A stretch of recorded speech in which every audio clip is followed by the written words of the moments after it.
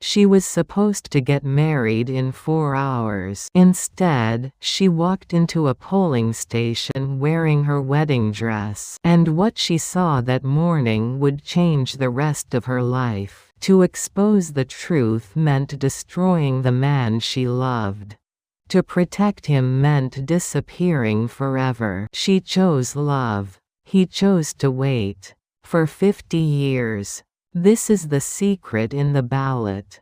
Box, a story of democracy, sacrifice, and the kind of love that never dies. If you believe love can survive time itself, hit subscribe, ring the bell, and tell us in the comments, would you have stayed or run? The morning sun cast long shadows across the parking lot of Riverside Community Center as 72-year-old Margaret Wilson sat in her daughter's car, unable to move. Her hands trembled on her lap, not from age, but from something deeper, something she'd buried for half a century. "Mom, we're here," Sarah said gently, turning off the engine. Margaret stared at the building. Just a community center. Just a polling station. But to her, it was a time machine. A portal back to the worst day of her life. "Mom, you okay?" Sarah asked, concern etching lines across her forehead. Margaret nodded, though her heart raced like she was 23 again, like no time had passed at all. 30 years. It had been 30 years since she'd last voted. 30 years of avoiding polling stations, of making excuses, of staying home on election days while Sarah pleaded with her. "Democracy needs every voice, Mom. Even yours," Sarah had said just yesterday, the same argument she'd made for months. "Especially mine," Margaret thought bitterly, her throat tight. She remembered another election day, another polling station, another lifetime ago when everything had shattered like glass. "Do you want to wait a few minutes?" Sarah offered. "No. Let's just do this." They walked toward the entrance, Margaret's legs feeling like they might give out with each step. Sarah held her arm, steadying her, not knowing why her mother needed steadying, not knowing the weight of secrets her mother carried. The glass doors of Riverside Community Center slid open with a mechanical whoosh that sounded too loud, too final. Inside, the familiar chaos of democracy in action. Volunteers bustled about with practiced efficiency, setting up voting booths, organizing stacks of paperwork, checking registration lists. The smell hit Margaret like a physical wave. Old building mixed with fresh coffee, and that indefinable scent of civic duty pulling her back through the decades to a moment she'd tried desperately to forget. Her vision blurred. The volunteers' voices became muffled. For a moment, she was 23 again, wearing a wedding dress, walking into this very building with joy in her heart and her whole future ahead of her. Then she saw him. Behind the volunteer desk, pinning on his badge with careful, deliberate movements, stood a man with silver hair and kind eyes. Eyes she'd once known better than her own. Eyes that had looked at her with love and hope and unanswered questions for 50 years. Thomas Bradley. Time stopped. The world contracted to just the two of them. Every volunteer, every voter, every sound faded into background noise as two people who'd loved each other a lifetime ago stood frozen in recognition across a crowded room. Thomas's hands stopped mid-motion, the badge.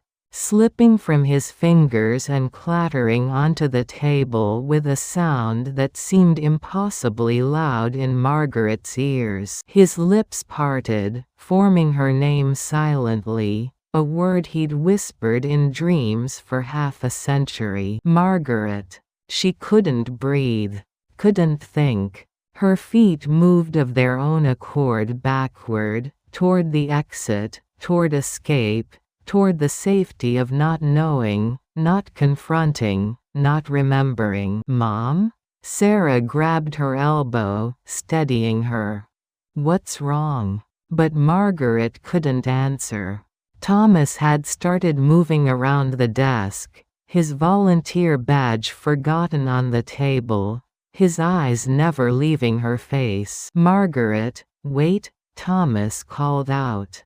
An elderly voter intercepted him with a question about accessibility, giving Margaret precious seconds. She seized the moment, grabbed a ballot from the nearest volunteer, a young woman who smiled encouragingly, oblivious to the drama unfolding, and stumbled toward the voting booth on shaking legs. Her vision blurred. The ballot swam before her eyes like words underwater. She couldn't focus on the names, the propositions, any of it. Her past and present had collided with the force of a car crash, and she was trapped in the wreckage. Then she noticed the handwriting on the back of her ballot. Pencil marks. Fresh, shaky letters that read November 5, 1974. "Why didn't you come?" Margaret's knees buckled. She braced herself against the booth's wall, the ballot crumpling in her fist, 50 years of guilt crushing down on her chest like a physical weight. "Ma'am? Are you all right?" The young volunteer peeked into the booth, her face creased with worry. I need air," Margaret gasped. She burst from the booth, clutching the ballot like evidence of a crime she'd committed a lifetime ago. She couldn't look at Thomas, couldn't face those eyes that had waited 50 years for an answer she couldn't give. Not here. Not now. Not ever. She ran. At 72, Margaret Wilson ran from a polling station like the girl she'd been 50 years ago, in a wedding dress, with her whole life ahead of her, running from the truth that would destroy the man she loved. Sarah caught up in the parking lot, finding her mother slumped against the car, gasping for breath, tears streaming down her weathered cheeks. "Mom. Should I call 911? Sarah's voice pitched high with panic. No, I'm fine," Margaret managed between gasps. But Sarah's attention had shifted. The passenger seat door hung open from Margaret's hasty exit, and papers had spilled across the floor mat in a cascade of yellowed memories. Sarah bent down, gathering them with careful hands. Then she froze. In her hand she held a yellowed wedding invitation, the edges soft with age and repeated touching. "Margaret Ann Collins and Thomas James Bradley request the honor of your presence. November 5, 1974, 2 p.m. And beneath it, a newspaper clipping brittle enough to crumble. The headline made Sarah's blood run cold. Local election fraud alleged, key witness missing. "Mom," Sarah whispered, looking up at her mother with wide, questioning eyes that demanded truth. "What happened 50 years ago?" Margaret closed her eyes, tears streaming down her weathered cheeks, carrying decades of secrets she'd sworn never to tell. "Everything, sweetheart," Margaret said, her voice breaking on the words. "Everything happened. November 5, 1974. 23-year-old Margaret Collins stood before her bedroom mirror, smoothing the white lace of her wedding dress with trembling fingers. Sunlight streamed through the window, catching on the delicate veil her mother had worn, and her grandmother before that. 3 generations of brides united by this fragile piece of tulle. 5 hours, she whispered to her reflection, touching the simple silver band on her right hand. Thomas's promise ring, given on their first date 3 years ago during a rainstorm when he'd declared he was going to marry her someday. By evening, it would be joined by a wedding band, and she would become Mrs. Thomas Bradley. Thomas Bradley. The man who brought her coffee every morning at the library where she worked as an assistant librarian, who read poetry aloud in terrible dramatic voices that made her laugh until her sides ached, who believed in truth, justice, and doing the right thing even when it was hard, even when it cost him something, especially when it was hard. Margaret. Her mother's voice rang up the stairs with the sharp tone of wedding day stress. "You're not dressed yet? Your hair appointment is in 20 minutes. I'm going to vote first, Mom." Margaret called back, examining her reflection one more time. "Now? On your wedding day?" Her mother's footsteps thundered up the stairs. Margaret smiled at her reflection, imagining Thomas's face when she arrived at the church with her "I voted" sticker on her dress. He'd love that. He always said democracy was a daily commitment, not just a word. Thomas would want me to. He says democracy doesn't take a day off, Margaret explained as her mother appeared in the doorway, hands on hips. Her mother sighed but smiled. "That boy and his principles." "Fine. But hurry." The Riverside City Hall polling station bustled with mid-morning voters when Margaret arrived at 10:30. She felt a thrill walking in wearing her wedding dress under her coat, the white lace peeking out with every step. Several people smiled, and one elderly woman in a purple hat clutched her arm with gnarled fingers. "Getting married today, dear?" the woman asked, her eyes twinkling. "In 5 hours." Margaret couldn't contain her joy. "How wonderful. And you're voting first? Your husband is a lucky man," the elderly woman said. "I'm the lucky one," Margaret thought, clutching her ballot with hands that would soon wear a wedding ring. She marked her choices carefully, reading each name and proposition with the seriousness Thomas had taught her. She voted for Robert Bradley for mayor, Thomas's father, a good man who'd served on the city council for years, who'd helped Thomas through college, who'd welcomed her into their family with open arms and called her daughter before the wedding had even happened. Margaret folded her ballot with precise creases and headed toward the collection box near the back storage room, her heels clicking on the marble floor. That's when she heard the voices, low, urgent, coming from the half-open storage room door like whispers of conspiracy. "Make it believable. 500 votes. Not too much," a man's voice said. "What about the poll watchers?" another voice asked nervously. "Already handled. Nobody's checking the storage until after closing. We swap the boxes, adjust the count, and Bradley wins by a comfortable margin," the first voice replied with calm certainty. Margaret's hand froze on the ballot, her entire body going rigid. Her heart hammered against her ribs. She knew she should walk away, deposit her ballot in the proper box, leave this building, get married, live her life. Every instinct screamed at her to move.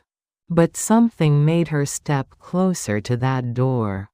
Peer through the gap with one eye, her wedding dress rustling softly. Inside the dim storage room, two men hunched over an open ballot box, the official sealed box that should have been locked in the vault under guard. One man was hastily exchanging stacks of ballots while the other kept watch at the far window, his silhouette backlit by morning sun. The man at the window turned slightly to check his watch, and Margaret's world shattered into 1,000 pieces. Robert Bradley, Thomas's father.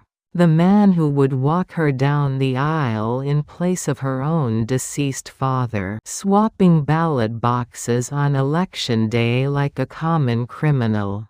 "This is the last time," Robert muttered, his voice heavy with something that might have been guilt. "After today, it's clean politics only. I promise." "You say that every time, sir," his accomplice replied with a cynical laugh. "I mean it. My son's watching my career, planning to follow in my footsteps. I want him to be proud, not suspicious. After I'm mayor, everything will be legitimate," Robert said firmly. Margaret's hand trembled. The bouquet of flowers she'd been holding her, something borrowed from her mother, real roses that would wilt by evening, slipped from her grasp. The vase hit the floor with a crash that echoed through the hallway like a gunshot, like the sound of her future exploding. Both men whirled toward the door with the speed of guilty consciences. "Who's there?"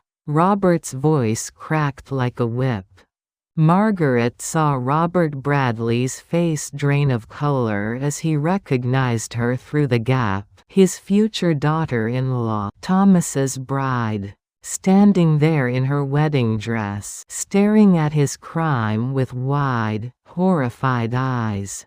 "Margaret," Robert started, his hand reaching out as if to explain, to justify, to make her understand. She ran, white lace flying behind her like a flag of surrender, heels clicking against marble in a frantic rhythm. Margaret Collins ran from City Hall like her life depended on it. Because maybe it did. She didn't stop running until she reached her car 3 blocks away, gasping for air, shaking so hard she couldn't get the key in the lock. Her beautiful dress was dirty at the hem, torn in one place where she'd caught it on a fence. Her carefully styled hair had come loose. Her makeup was running with tears. She hadn't realized she was crying. "What do I do? What do I do?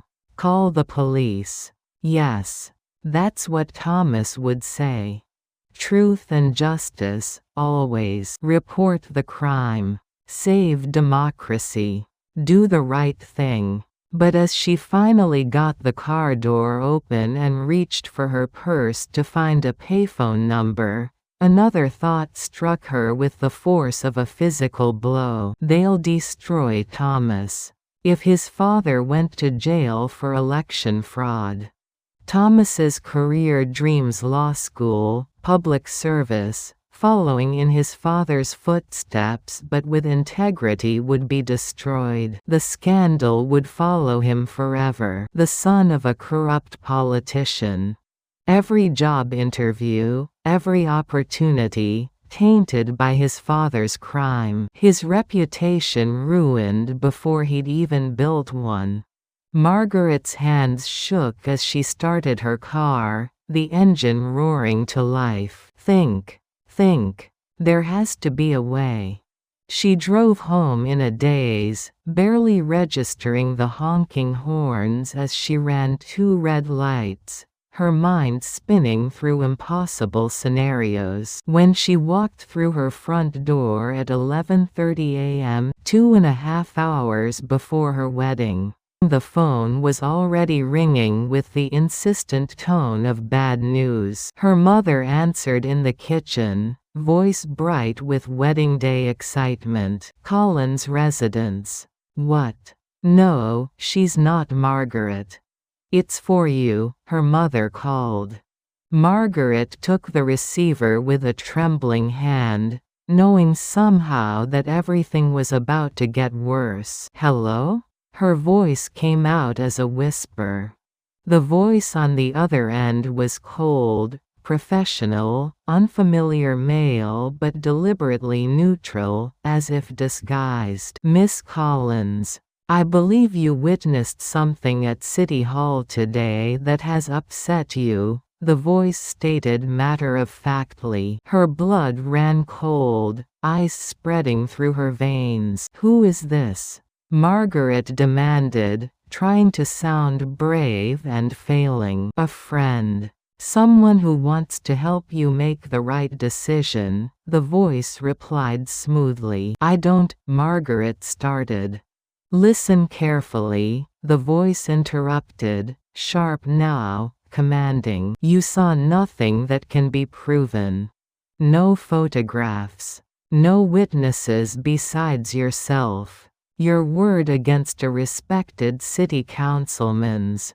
But more importantly," the voice dropped lower, taking on a menacing quality, "if you pursue this, you won't just destroy Robert Bradley. You'll destroy his son. Thomas has nothing to do with this." Margaret's voice rose in panic. "Doesn't matter," the voice said with cruel certainty. "The scandal will touch him. Young man, son of corrupt politician, election fraud in the family. His law school applications? Rejected. His dream of public service?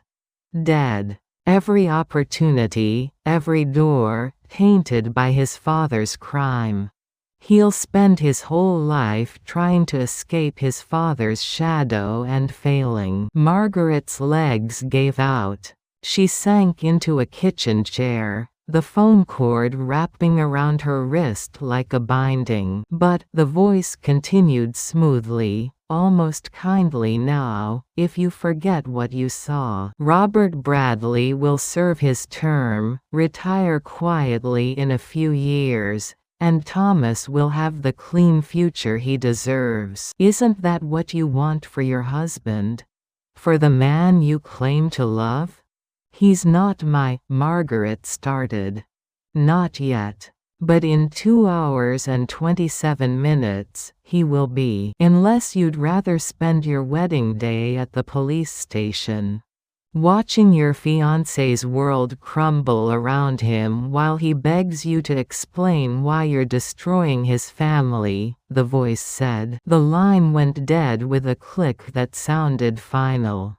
Margaret sat frozen, the receiver buzzing in her hand like an angry insect, her mind racing through impossible choices. Her mother bustled in, still glowing with wedding excitement, oblivious to the catastrophe unfolding. "Margaret, why are you still in your dress? It's filthy. The wedding is in 2 hours. We need to fix your hair, touch up your makeup, get you to the church." Her mother's voice was a cheerful blur. "I can't," Margaret interrupted. "What?" Her mother stopped mid-motion. Margaret looked up at her mother, tears streaming down her face, her carefully applied makeup running in dark streaks. "I can't marry him, Mom," Margaret said, the words tasting like poison in her mouth. "Don't be ridiculous, you're just nervous every bride gets cold feet," her mother began, reaching for her. "No." Margaret stood, her decision crystallizing with terrible clarity. "I have to leave. Now. Today. Right now." Margaret Ann Collins, you are not leaving Thomas Bradley at the altar. That boy has been planning this day for months. His whole family is coming from 3 states away. We've paid for the reception, the flowers, everything. Her mother's voice rose to a shriek. I'll pay you back, Margaret said, her voice hollow, empty of everything but grief. Tell him I'm sorry. Tell him I love him. But I can't marry him. Present day, November 5, 2024. Sarah sat across from Thomas Bradley in his modest living room, surrounded by boxes that told a story of devotion bordering on obsession. 50 boxes, to be exact, each labeled with a year in careful handwriting.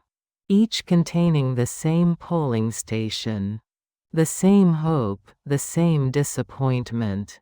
I don't understand, Sarah said quietly, looking at the archive of one man's unwavering faith.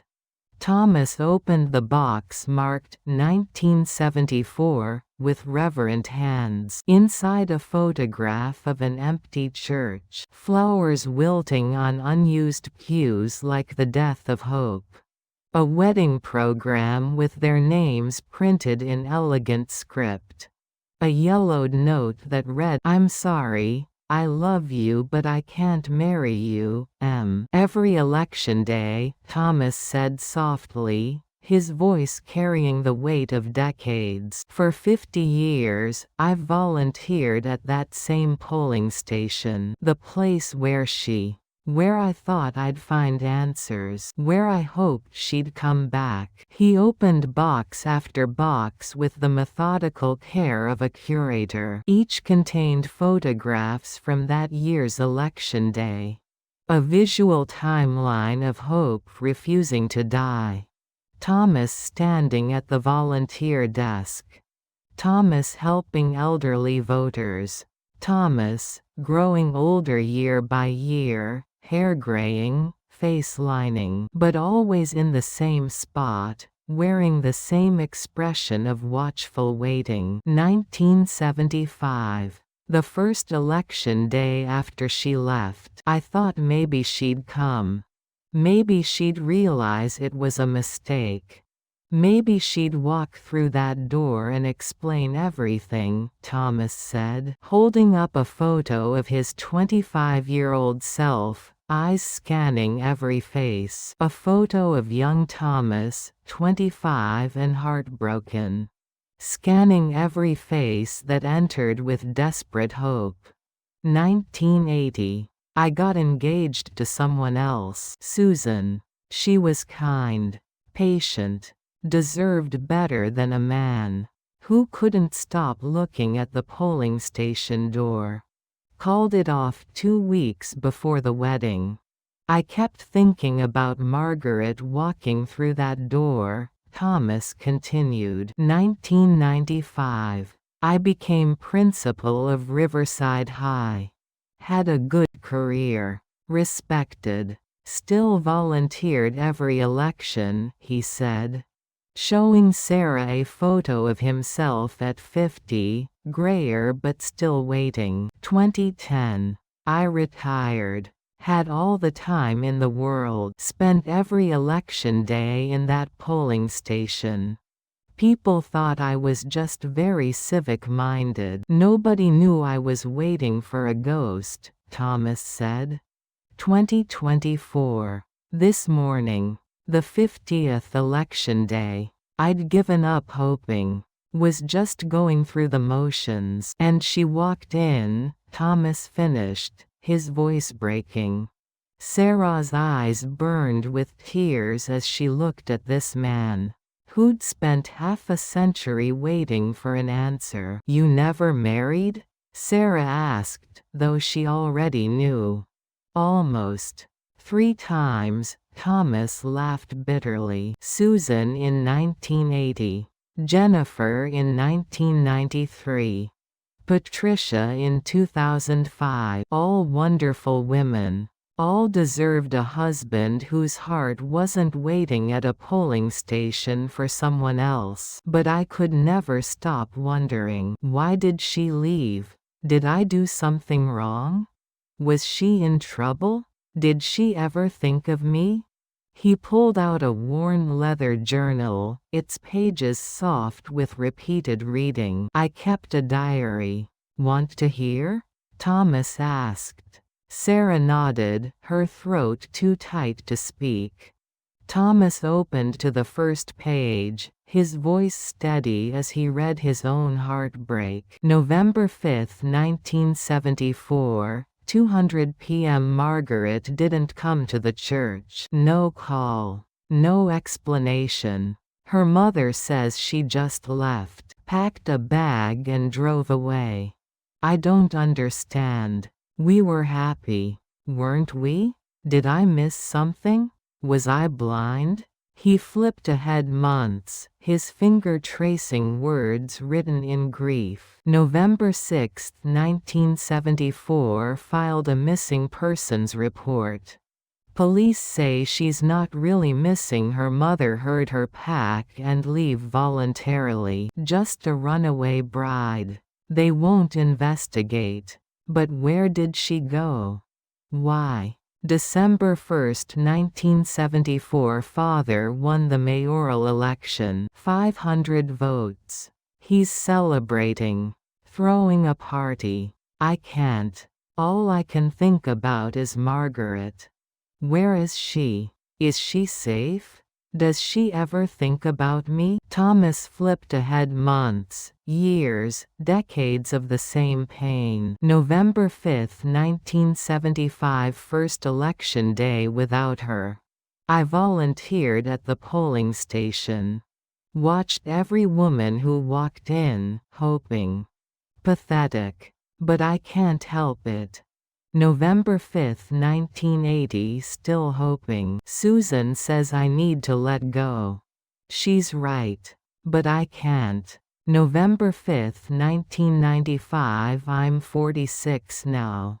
She'd be 44. Still hoping. Still pathetic. November 5, 2010 I'm a fool.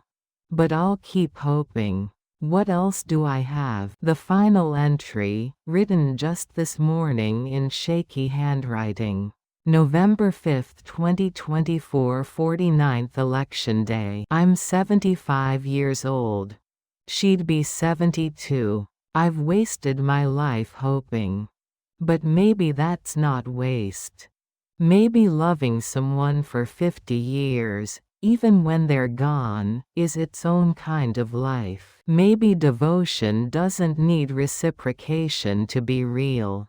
Today's probably my last year volunteering. My knees hurt too much. Time to let go.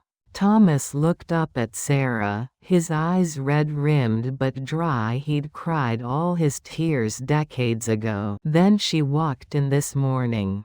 After 50 years. And I didn't know what to say except to write on that ballot. To ask the only question that's mattered for half a century, Thomas said. Why didn't you come? Sarah pulled out her phone and showed Thomas the newspaper clipping she'd found in her mother's car, the one that had started this investigation. Mr. Bradley, do you remember anything about election fraud allegations in 1974? Sarah asked carefully. Thomas frowned, confusion crossing his weathered face. No, wait. His face paled, old memories stirring. My father. He resigned as mayor after only 1 year. Said it was health problems, but he was never sick. Not a day in his life. He just quit. Wouldn't talk about it. Wouldn't explain. Died 10 years later and never told me why. What if, Sarah said slowly, choosing her words carefully, my mother saw something? Something involving your father? Thomas stood abruptly, moving with sudden purpose despite his age. He disappeared down the hallway, and Sarah heard drawers opening, papers rustling. He returned carrying a sealed envelope, yellowed with age and wear, the seal broken but the contents clearly read many times. "My father left this for me. To be opened after his death. I couldn't. For years. Finally opened it last year when I thought I was dying. Turned out to be just pneumonia, but it scared me enough," Thomas said. He handed it to Sarah with trembling hands. The letter inside was written in shaky handwriting. The words of a dying man seeking absolution. "My dear son, I destroyed your happiness. I know that now. I've known it for 50 years and carried that guilt every single day. In 1974, I committed election fraud. I was desperate to win, to give you a better future, to build a legacy. I convinced myself the ends justified the means, that a small crime for a greater good was acceptable. Margaret saw me. Your beautiful bride saw me switching ballot boxes on her wedding day. My people threatened her.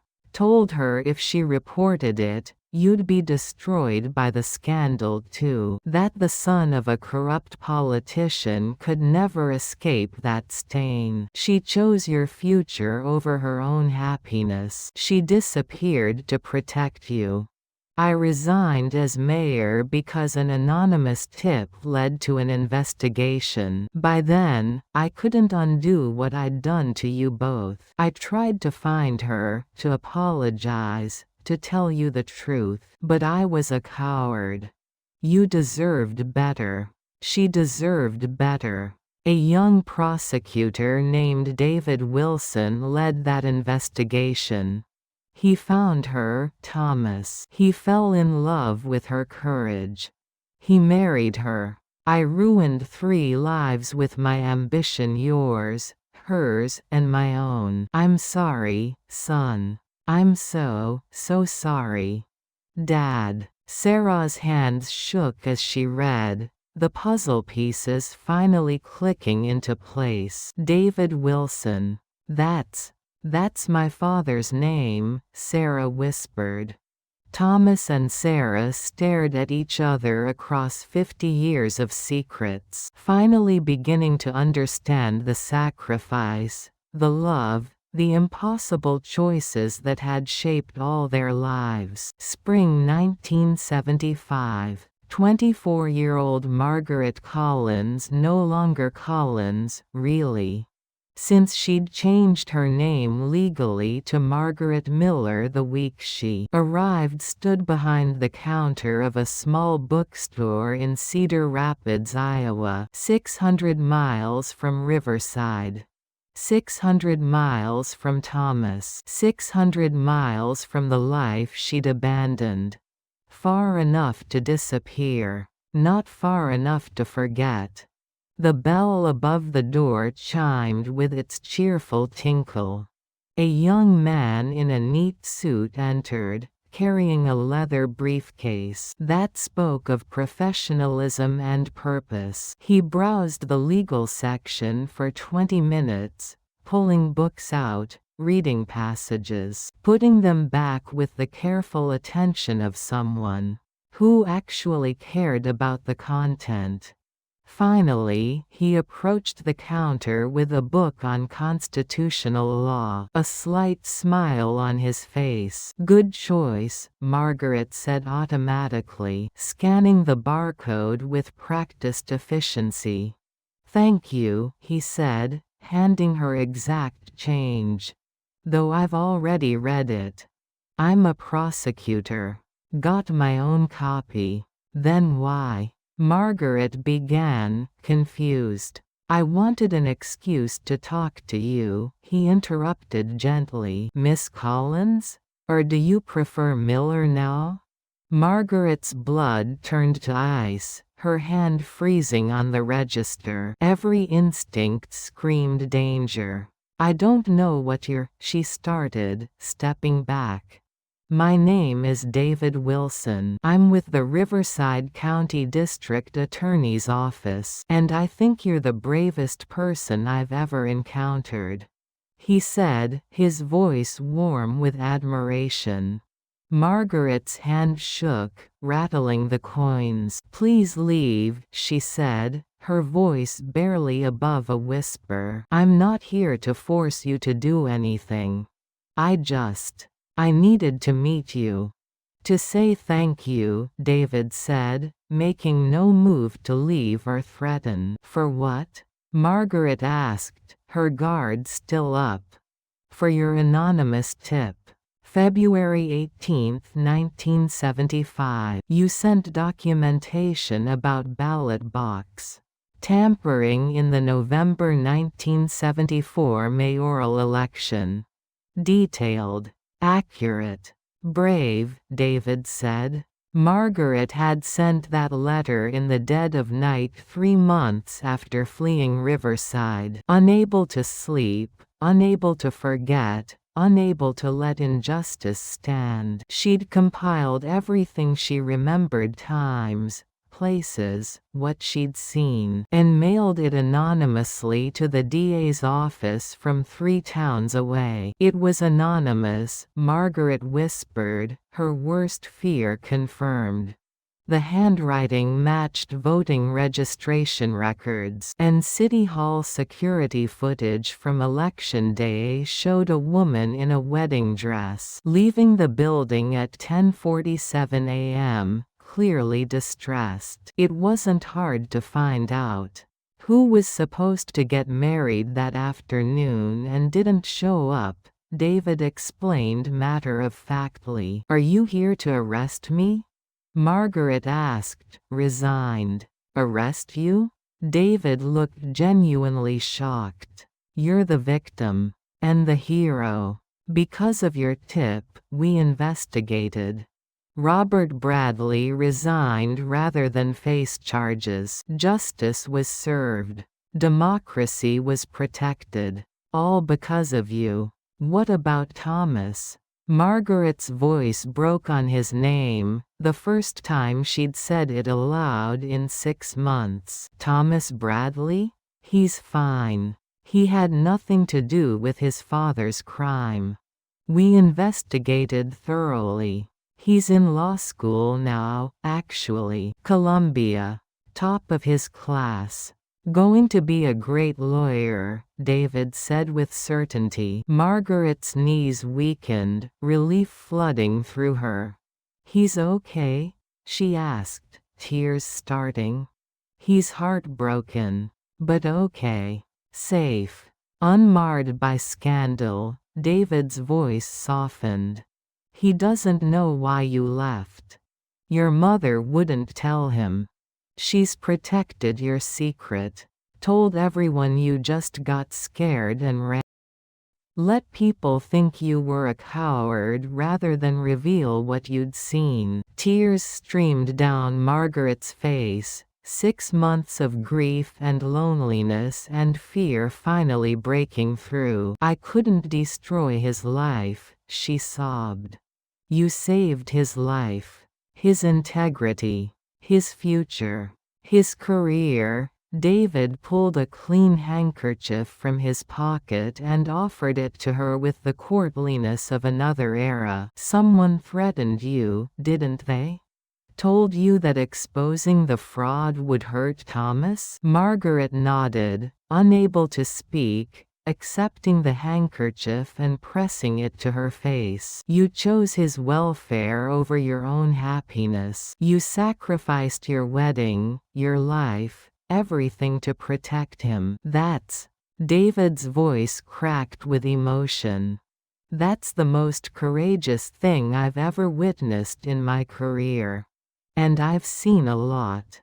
I'm not courageous. I'm a coward who ran away instead of fighting, Margaret said bitterly. No, David said firmly, with Prosecutor's certainty. A coward would have stayed silent forever. You ran to protect Thomas, then came forward anonymously to ensure justice. You found a way to save him and uphold democracy. That's not cowardice.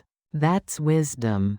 That's heroism. Margaret sank into a chair behind the counter, sobbing with abandon, all the fear, loneliness, and grief of the past 6 months pouring out in ugly, gasping cries. David knelt beside her, his hand hovering uncertainly before gently patting her shoulder in awkward comfort. "Thank you," he said quietly, reverently. "On behalf of everyone who believes in democracy, in fair elections, in justice, thank you. You're a hero, Margaret Collins, even if nobody ever knows it." When Margaret's tears finally subsided into hiccups and sniffles, she looked at this earnest young prosecutor with his kind eyes and honest face and clean handkerchief. Did he ask about me?" she asked, needing to know, dreading the answer. "He filed a missing persons report. Hired a private investigator who's still looking. He's been searching for you for 6 months. Spent his entire savings," David said. Margaret's heart twisted painfully in her chest. "You can't tell him where I am," she said urgently, gripping David's arm. "I won't. Attorney-client privilege, sort of." "You're a witness in my investigation," David assured her. "The investigation is over," Margaret pointed out. "Then let's call it prosecutorial ethics." "I won't reveal your location unless you want me to," David promised. "I don't." Margaret's voice was hollow, empty. "He deserves better than someone who abandoned him. Let him move on. Let him find someone who won't run." David stood slowly, his knees creaking. "I disagree. I think he deserves the truth. But it's your choice, and I'll respect it," he said. He pulled out a business card and placed it on the counter. "If you ever need anything legal help, a reference, a friend, just someone to talk to, call me. Anytime. Day or night." He left the bookstore, the bell chiming cheerfully behind him. Margaret tucked his card into her pocket, expecting never to use it, never imagining how wrong she was. 1 year later, spring 1976. The bell chimed again on a Tuesday afternoon. Margaret looked up from shelving books in the poetry section to see David Wilson standing in the doorway, carrying a briefcase and a slightly nervous smile. "Hi," David said. "Hello," Margaret blinked in surprise. "Did you need another constitutional law book?" "No, Actually, I'm on vacation. In Cedar Rapids. For a week," David said, his ears turning slightly red. "Really?" Margaret said, a smile tugging at her lips despite herself. "Really," David confirmed. "What a coincidence," Margaret said. "A complete coincidence." David's ears turned redder. "I definitely didn't come 600 miles just to visit a bookstore." "That would be crazy," Margaret agreed, her smile growing. "Completely crazy," David nodded seriously. They stared at each other across the bookstore, a moment of understanding passing between them. "Would you like to get coffee?" David asked finally. "I promise not to discuss any legal matters. Just coffee. Between two people who both like books and democracy and doing the right thing." Margaret knew she should say no. Knew she should keep her distance from anything connected to Riverside, to Thomas, to her old life, to the investigation. Every logical part of her brain screamed that this was a terrible idea, but David's eyes were so kind. And she'd been so lonely for 18 months, and he'd called her brave when she felt like a coward. Okay, she heard herself say, surprising no one more than herself. Coffee. Over coffee at the diner next door, she learned that David had grown up poor in rural Pennsylvania, put himself through college and law school working 3 jobs, became a prosecutor because he believed in justice with the fervor of someone who'd seen injustice up close. His favorite color was blue. He'd never been in love. He read poetry but couldn't write it to save his life. He made terrible jokes that somehow made her laugh anyway. Jokes about lawyers and books and small-town life. Why did you really come here? Margaret asked finally, after they'd been talking for 2 hours and the coffee had gone cold. David was quiet for a long moment, stirring his coffee with unnecessary focus. Because in the 6 months since I met you, I can't stop thinking about what you did. The courage it took. The sacrifice. I've prosecuted hundreds of cases, but I've never met anyone like you. You gave up everything, your love, your life, your future to protect someone else. That's. He paused, searching for words. That's extraordinary. You don't know me, Margaret said quietly. I'd like to. If you'd let me, David said, meeting her eyes directly. Margaret's hand trembled around her coffee cup. Thomas's promise ring still on a chain around her neck, hidden under her shirt, seeming to burn against her skin. I'm still in love with someone else, she said honestly, needing him to understand. I know. Thomas Bradley, David said simply.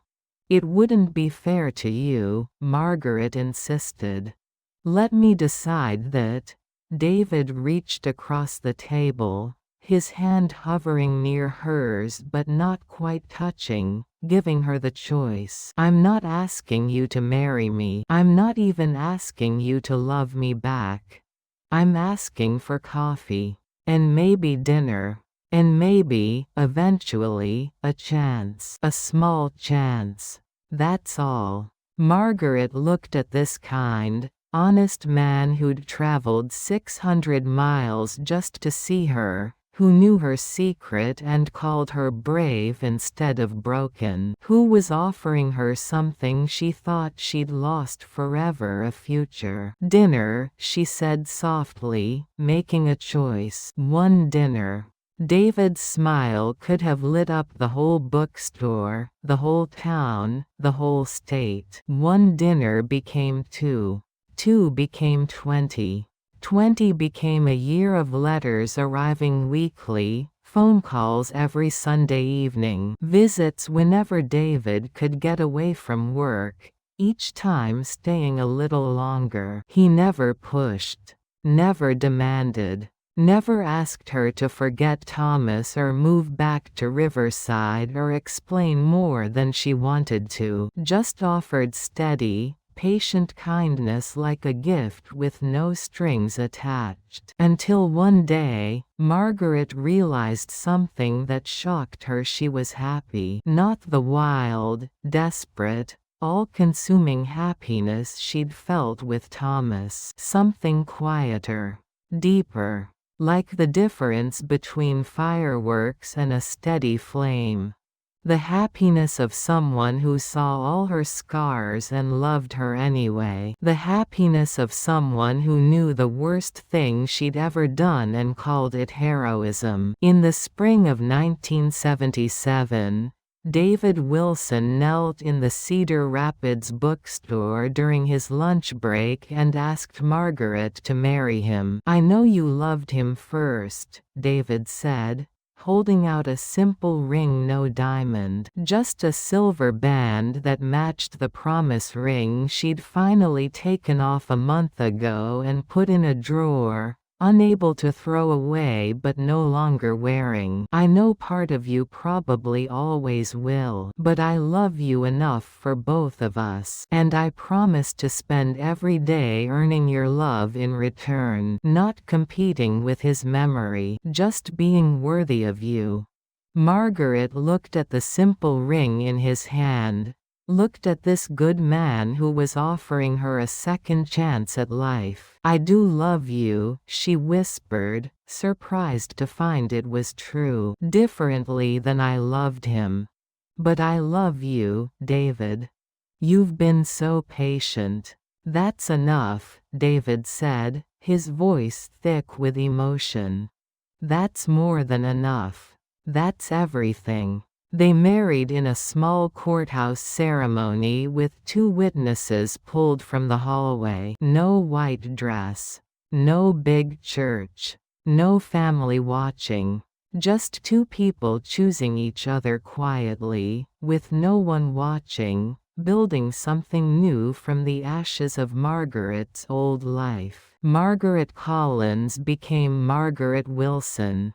And 3 years later, they had a daughter named Sarah, who would grow up hearing stories about justice and courage and doing the right thing, never knowing the full truth until 50 years later when it would finally emerge. Present day, November 2024. Sarah spent 3 days in the Riverside Public Library, digging through archives with the obsessive focus of someone seeking truth. Her mother wouldn't talk beyond confirming the basics. Thomas was too heartbroken to provide details, but the truth was somewhere in these old newspapers, in public records, in the paper trail that all crimes leave behind. And Sarah was going to find it. Bradley wins mayoral race by 500 votes. November 6, 1974. Election fraud alleged. Witness fails to come forward. November 15, 1974. Bradley investigation closed for lack of evidence. January 12, 1975. Then, several months later, the story changed. Anonymous tip reopens Bradley election case.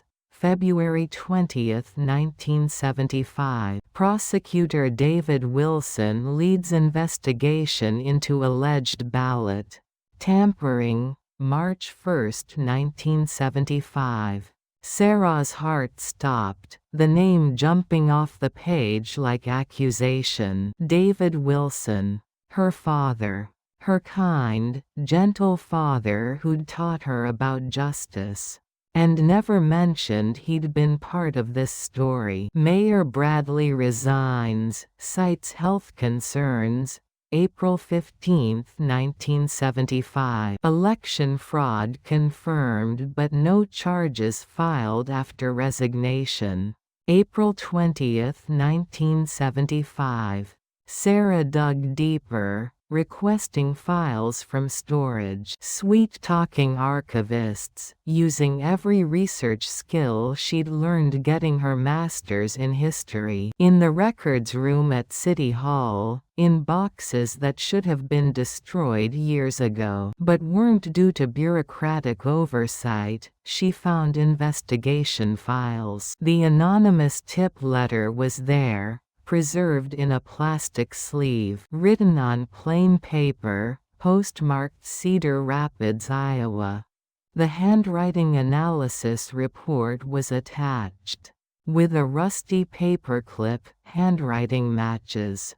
Voting registration signature for Margaret Ann Collins, W. March 15, 1952. 98% certainty. And stapled to the back. Prosecutorial notes in her father's handwriting, neat and precise. Witness located in Cedar Rapids. Will not return to testify but provided detailed written statement under oath. Witness credible. Witnessed ballot box tampering on November 5, 1974 at approximately 10:30 a.m. Robert Bradley, an unknown male accomplice. Switching of ballot boxes in City Hall storage room. Witness was in wedding dress, marriage to Robert Bradley's son scheduled for 2 p.m. same day. Witness motivation saw crime, but feared exposing Bradley's son fiancé to scandal. Left town same day to protect fiancé from association with crime.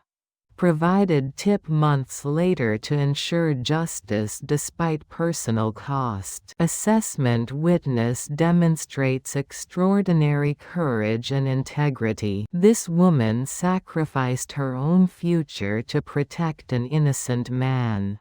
Then ensured justice was served anyway despite personal risk. I have never encountered such selfless bravery in 5 years as a prosecutor. She deserves a medal, not anonymity, but I will honor her wishes. And at the very bottom, in her father's handwriting, underlined twice with red ink. Must find way to thank witness. Margaret Collins deserves to know she saved democracy in Riverside. Without her courage, Bradley would have served full term. Precedent would have been set. Our entire system depends on people like her. Sarah sat back in the dusty records room, tears streaming down her face, understanding finally blooming. Her father had fallen in love with her mother's courage before he ever fell in love with her mother. She kept reading, digging deeper into the file. Found more notes from months later, personal observations that shouldn't have been in an official file but were. Visited MC in Cedar Rapids. Bookstore on Main Street. She's safe. She's surviving. Working under assumed name. She still loves Thomas Bradley. Saw it in her eyes when I mentioned his name. Saw the pain. Second visit. Brought her flowers. Roses. She cried. Told me about the wedding dress, the threats, the choice she made. She's the strongest person I've ever met. Also the most heartbroken. Third visit. Asked her to dinner. She said yes. Don't know what I'm doing. She's a witness. Former witness. Case is closed. But I can't stop thinking about her. Her courage. Her sacrifice. The way she put someone else's future ahead of her own happiness. I'm in love with her. God help me. I'm in love with a woman who's in love with someone else. But I can't walk away. She needs someone to tell her she's not a coward. She needs someone to see her courage. Maybe I can be that person, even if I'm never the love of her life. Sarah found one final document, tucked in the very back of the file, yellowed and creased from being folded and unfolded many times. A letter, sealed, addressed to Thomas Bradley in her father's handwriting, marked, unsent, in red ink. Never delivered. She opened it with trembling hands, feeling like she was violating something sacred. Mr. Bradley, you don't know me. My name is David Wilson. I was the prosecutor who investigated your father's election fraud case. I'm writing to tell you that Margaret Collins didn't leave you because she stopped loving you. She left because she loved you too much. She witnessed your father's crime on your wedding day.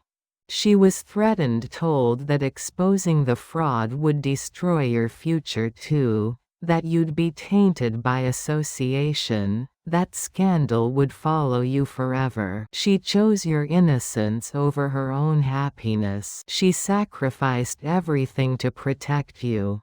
Then she ensured justice was served anyway by providing an anonymous tip months later. She found a way to save you and uphold democracy. I found her. I told her you were safe, your reputation intact, your future untainted. She was relieved beyond words, but she still won't come back.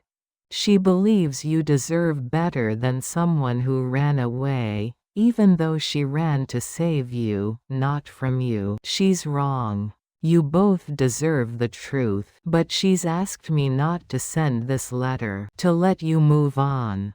To let the past stay buried.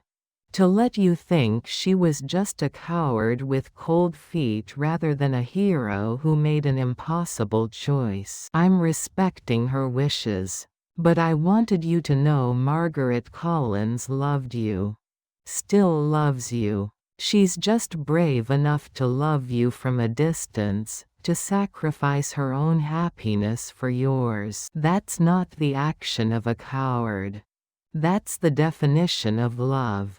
Respectfully, David Wilson, April 1975. At the bottom, added in different ink years later in her father's handwriting. I married her. I'm sorry. She chose me because I was there, because I offered safety and understanding and a life without complications. But she never stopped wearing your promise ring hidden on a chain around her neck, where I pretended not to see it for 20 years until she finally took it off. She gave you up to save you. She's still saving you, every day, by staying away even though it breaks her heart. I love her with everything I have, but part of her will always be yours. I've made my peace with that. I hope you find happiness anyway. You deserved better than what my investigation gave you: justice without closure, truth without the woman you loved. I'm sorry I couldn't give you that. D.W., 1995. Sarah pressed the letter to her chest and sobbed in the empty records room, understanding finally the depth of her father's love, her mother's sacrifice, and Thomas's 50 years of waiting. Her father had known everything. All along, he'd known. And he'd loved her mother anyway. Loved her enough to share her heart with a ghost. Loved her enough to want her to find Thomas again before he died. That was love. Not possession. Not jealousy. Just wanting the person you loved to be whole. Present day, November 2024. Sarah confronted her mother that evening. Papers spread across the kitchen table like evidence at a trial. Investigation notes. Newspaper clippings. Her father's letters. The whole truth laid bare after 50 years of secrets. You need to tell me everything. Now. No more half-truths, Sarah said, her voice firm. Margaret looked at the documents, the news articles, the letters, her father's notes. The unsent letter to Thomas, and something in her finally broke. After 50 years of carrying this alone, she was tired. I saw Robert Bradley committing election fraud on my wedding day. I was in my dress, about to get married. And I saw him switching ballot boxes, Margaret began, her voice flat with remembered trauma. I was threatened within hours. Phone call. Anonymous. They said if I reported it, Thomas would be destroyed by the scandal. His father's crime would become his burden. Every opportunity, every dream, tainted by association. So I left. I ran to save him. You sent an anonymous tip months later, Sarah prompted. I couldn't let injustice stand. I couldn't sleep. Couldn't eat. Couldn't live with myself. Knowing Bradley had stolen an election and gotten away with it. So I wrote down everything. I remembered and sent it anonymously to the DA's office. I thought that would be the end of it, Margaret continued. And Dad found you, Sarah said softly. Yes. 6 months after I left Thomas, your father showed up at the bookstore where I was working in Cedar Rapids. He thanked me for the tip. Said I was brave. Margaret's voice broke. No one had called me brave. I felt like a coward. Like I'd betrayed Thomas, betrayed democracy, betrayed everything I believed in. But David saw it differently. He saw the impossible choice I'd made and called it courage. He fell in love with you, Sarah said. He kept visiting. Once a month at first, then more often. He'd drive 600 miles just to have coffee with me. He was kind, patient. He never asked me to forget Thomas. He never competed with him. He just offered me a different future, a chance to build something new, Margaret explained. Sarah reached across the table and took her mother's hand, squeezing gently. Did you love Dad? Sarah asked the question that had been gnawing at her.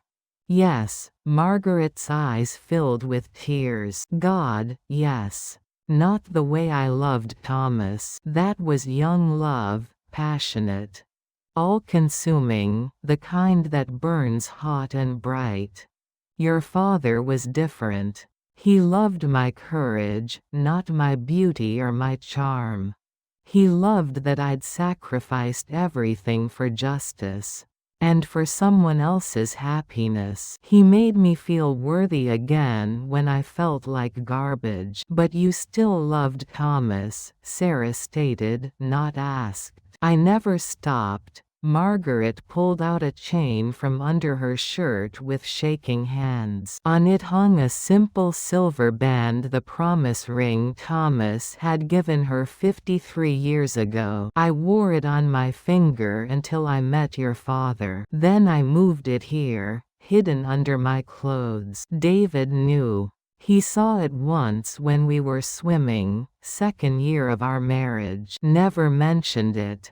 Just accepted that part of my heart would always belong to someone else. Never asked me to choose. Never made me feel guilty. Just loved me anyway. Sarah remembered her father, tall, gentle David Wilson, who'd taught her about justice and integrity, who'd fought corruption his whole life, who'd never raised his voice, who'd looked at her mother like she hung the moon even after 47 years of marriage. Dad told me once, Sarah said slowly, remembering a conversation from years ago, when I was in high school and heartbroken over some boy. He said, your mother is the bravest person I know. She gave up everything for what was right. I just try every day to live up to her example. That's what love is, Sarah, not possessing someone, but admiring them so much you want to be better. He said that? Margaret asked, tears flowing freely now. All the time. Different versions. But always the same message. You were his hero, Sarah confirmed. I miss him so much, Margaret sobbed. Every day. Every moment. Me too, Sarah said, crying now herself. But Mom, before Dad died, did he ever mention Thomas? Margaret went very still, her breath catching. 3 years ago, when your father got sick. Stage 4 pancreatic cancer. When we knew he only had weeks left, not months. He was lying in his hospital bed, morphine keeping the pain manageable but his mind still sharp. He took my hand, Margaret's voice shook with the memory. He said, I need to tell you something. I've been selfish. I said, you've never been selfish a day in your life. He laughed, that sad laugh of someone who knows better. He said, I've kept you from Thomas for 47 years. I knew where he was. I knew he never married. I knew he was waiting. And I kept you anyway because I loved you too much to let you go. Sarah's heart clenched. What did you say? She whispered. I said I'd made my choice, that I didn't regret our life together, that he'd given me everything a home, purpose, love. He smiled. He said, when I'm gone, find Thomas. Tell him the truth. He deserves to know you didn't stop loving him. You just loved him enough to let him go. And maybe you deserve a second chance at the love you gave up. What did you say? Sarah asked again. I said I couldn't. That it had been too long. That Thomas probably hated me. That I was old and it was too late, Margaret said. And? Sarah prompted. Your father smiled. He said, Thomas doesn't hate you. I looked him up once, years ago. Professional curiosity. He never married. Still volunteers at the same polling station every election day, like he's waiting. He's been waiting for 50 years, sweetheart. Maybe it's time to stop making him wait, Margaret finished. Sarah felt her chest tighten with the weight of her father's final gift setting his wife free to find her first love. That's why you came to vote this year. After 30 years of staying away from polling stations, Sarah said, understanding clicking into place. Your father made me promise. His dying wish was for me to face Thomas, to give him the answers he deserved after 50 years of wondering. To stop being a coward, Margaret said. You were never a coward, Mom, Sarah said fiercely. But when I saw Thomas this morning, after all these years, I couldn't do it. I just couldn't. I ran again. Just like I did 50 years ago, Margaret said bitterly. You didn't write on his ballot, Sarah pointed out. No, he wrote on mine, Margaret corrected, pulling out the crumpled ballot from her purse. Sarah took it, smoothing it out on the table. On the back, in shaky handwriting. November 5, 1974. Why didn't you come? He's been waiting 50 years for an answer, Mom. Maybe it's time to give him one, Sarah said gently. Margaret looked at the promise ring hanging around her neck. Then at her wedding band, the ring David Wilson had placed on her finger 47 years ago and which she still wore every day. Your father gave me permission to love Thomas again. Encouraged it, even. But how can I? I married someone else. I built a life without Thomas. I have you. How can I go back to him after everything? How can I ask him to forgive me? How can I expect him to still care after 50 years? Margaret asked desperately. You're not going back, Sarah said firmly, squeezing her mother's hand. You're going forward. Finally telling the truth. Honoring both the loves of your dad, by doing what he asked, and Thomas, by giving him closure. Maybe even more. Who knows? Margaret closed her eyes, decades of guilt and grief washing over her. I'm scared, she whispered. I know. But Dad was right. Thomas deserves to know. And maybe you deserve a second chance too, Sarah said. What would your father think? Me moving on so quickly? Margaret asked. Mom, it's been 3 years, and Dad literally told you to do this. He'd be disappointed if you didn't try, Sarah pointed out. Margaret laughed through her tears, a sound caught between grief and hope. Okay, she said finally. Okay. I'll talk to him. I'll tell him everything.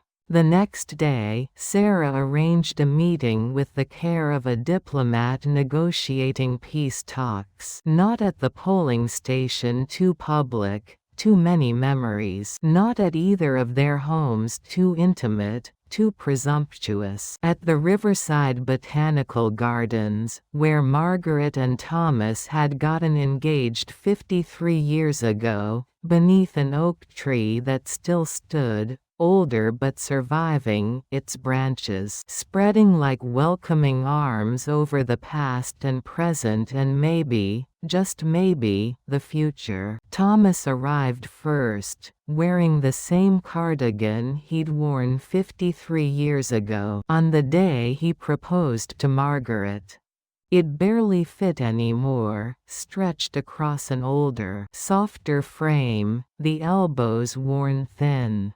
But he'd kept it all these years in the back of his closet, unable to throw away this last physical connection to the happiest moment of his life. Margaret saw him from across the garden and nearly turned back, panic seizing her chest. But Sarah's hand on her elbow steadied her with gentle pressure. "You can do this, Mom," Sarah whispered.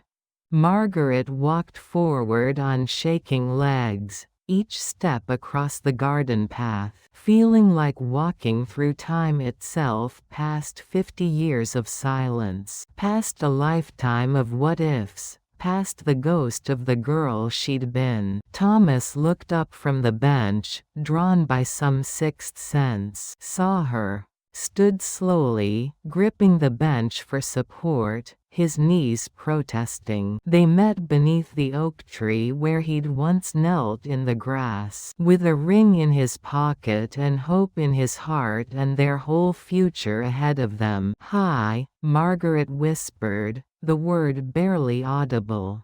"Hi." Thomas's voice cracked like ice breaking. They stood 3 feet apart, an impossible distance, an unbridgeable gulf of decades stretching between them. Sarah quietly retreated to give them privacy, walking back toward the garden entrance and leaving them alone with 50 years of questions. "You look good," Thomas said finally, drinking in the sight of her. "Older. But good. Beautiful, still." "So do you." Margaret's hands twisted together nervously. "I like the gray hair." "Distinguished." "Distinguished is code for old," Thomas said. "We're both old," Margaret said. They almost smiled.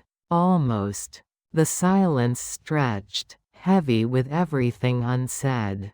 "Thomas, Margaret started. "No, please. Let me go first," Thomas interrupted, his voice firm, despite the trembling of his hands. "For 50 years, I've been writing this speech in my head. What I'd say if I ever saw you again. I've revised it 10,000 times, practiced it in mirrors, rehearsed it walking to the polling station every election day. And now that you're here, I can't remember a single word. It's all just gone. You don't have to," Margaret began. "I do," Thomas insisted, his voice gaining strength. "I need to know. I deserve to know. Why? Why did you leave? Did I do something wrong? Did you stop loving me? Did you find someone else? Did I push too hard for marriage? Was I not good enough? Because I've been trying to figure it out for 50 years, going through every conversation, every moment, looking for the clue I missed. And I can't. I can't understand how we went from planning our life together to you disappearing without a word. I can't." His voice broke. "I can't sleep at night because I don't know what I did wrong. Tell me, please. After 50 years, I deserve to know what I did that was so terrible you couldn't even say goodbye." Margaret's tears fell freely now, decades of damned grief finally released. "You didn't do anything wrong," she said, each word heavy with conviction. "Then why?" Thomas demanded, pain and confusion warring in his voice. "Because I loved you too much," Margaret said simply. Thomas stared at her, confusion replacing pain, trying to parse meaning from words that made no sense. So Margaret told him everything. About wearing her wedding dress to vote, excited to surprise him. About seeing his father commit election fraud in the City Hall storage room. About the threatening phone call warning her that exposing the crime would destroy Thomas's future, taint him with scandal, end his dreams before they began. About the impossible choice she'd faced: justice or love, Thomas's future or their future together. "I chose you," Margaret whispered, the words she'd carried for 50 years finally spoken aloud. "I chose your future over our future. I left so you wouldn't be tainted by your father's scandal. So you could still go to law school, still have a career, still live the life you dreamed of without the stain of your father's crime following you. I loved you too much to let you be destroyed." Thomas sank back onto the bench, his face white as paper, all blood draining away. "My father," he breathed. "I'm so sorry," Margaret said, sitting beside him but keeping careful distance between them. "You sacrificed our wedding to protect me from my father's crime?" Thomas asked, his voice hollow with shock. "Yes," Margaret confirmed. "You disappeared, changed your name, lived 600 miles away for 50 years. All to save my reputation?" Thomas continued, trying to make it real in his mind. "Yes," Margaret repeated. Thomas put his head in his hands, shoulders shaking. When he looked up, his eyes were red and wet. "You should have told me. We could have faced it together. We could have fought it together," Thomas said. "You would have insisted on standing by your father-son loyalty. Or you would have turned him in yourself and lived with that guilt forever, destroying your relationship with your only parent. Either way, your life would have been destroyed. You'd have been the son who betrayed his father or the son who stood by corruption. I couldn't let you make that choice," Margaret explained. "But what about your life? You're telling me you threw away your happiness, your future, everything we planned for mine?" Thomas asked, still struggling to comprehend such sacrifice. "It wasn't thrown away," Margaret said. "I sent an anonymous tip 6 months later. Your father's fraud was exposed. He resigned. Justice was served. Democracy protected. The prosecutor," Thomas said slowly, pieces clicking together. "David Wilson. The man you married. Sarah's father. He found me. Traced the anonymous tip. Came to Cedar Rapids. Thanked me for my courage," Margaret said. "You fell in love with him," Thomas said, and it wasn't quite a question. "Eventually. Years later. He was patient. Kind. He knew I still loved you, and he loved me anyway. Loved me enough to share my heart with a ghost, Margaret said. Thomas was quiet for a long time, processing, grieving, understanding slowly dawning. Finally, did you? Were you happy? With him? Yes, Margaret's voice was soft but certain, honest. He was a wonderful man. A wonderful father to Sarah.